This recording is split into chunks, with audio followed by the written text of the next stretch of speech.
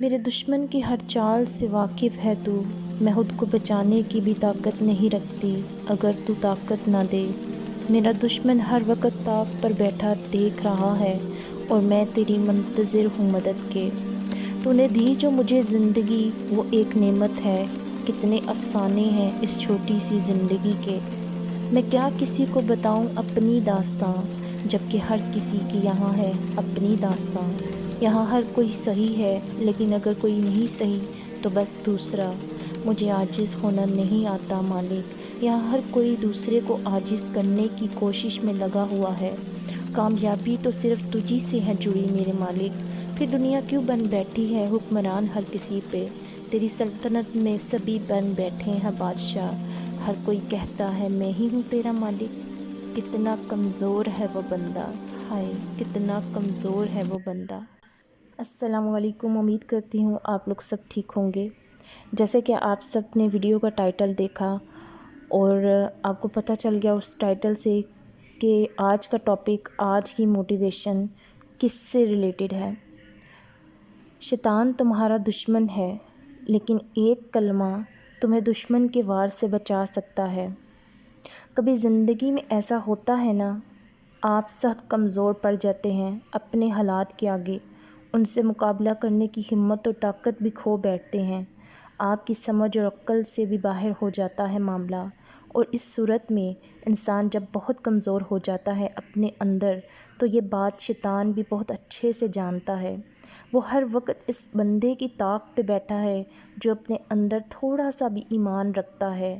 اسے اس انسان سے کوئی لینا دینا نہیں جو پہلے سے ہی ہے گمراہی میں، اسے تو اس انسان کی فکر ہے جو اس کے ہاتھوں سے باہر نکل رہا ہے، یعنی اللہ کی طرف بڑھ رہا ہے۔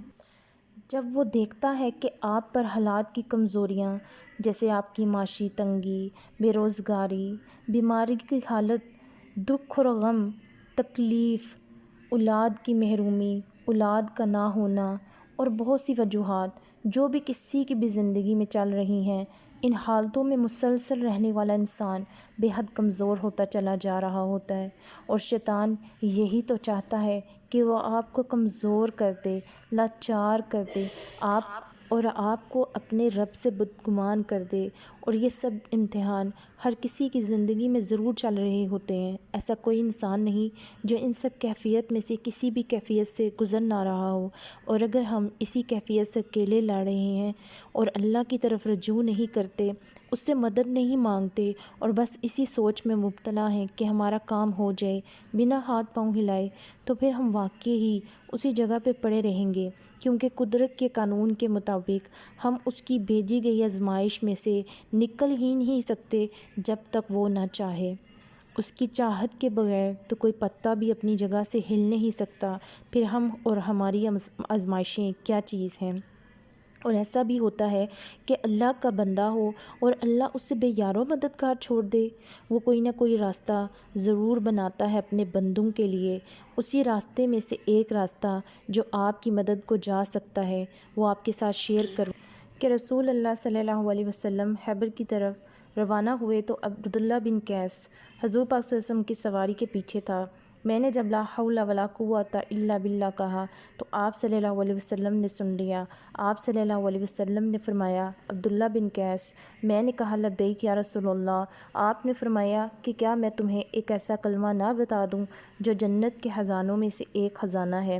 میں نے عرض کیا ضرور بتائیے یا رسول اللہ، میرے پیارے ماں باپ آپ پر قربان ہوں۔ حضور صلی اللہ علیہ وسلم نے فرمایا کہ یہ وہی کلمہ ہے، لا حول ولا قوۃ الا باللہ، یعنی گناہوں سے بچنا اور نیکی کرنا۔ یہ اسی وقت ممکن ہے جب اللہ کی مدد شامل حال ہو۔ یہ کلمہ ایک دعا ہے اور دعا راستہ ہے۔ یہ کلمہ بے بسی میں پھنسے ہوئے انسان کی فریاد کو پورا کر سکتا ہے۔ یہ کلمہ ایک کمزور انسان کو ایسی قوت، ایسی طاقت دینے پہ قادر ہے جیسی اس نے کبھی تصور نہ کی ہو۔ یہ کلمہ ایک ٹوٹے ہوئے انسان کی فریاد کو عرش پر پہنچانے کے لیے کافی ہے۔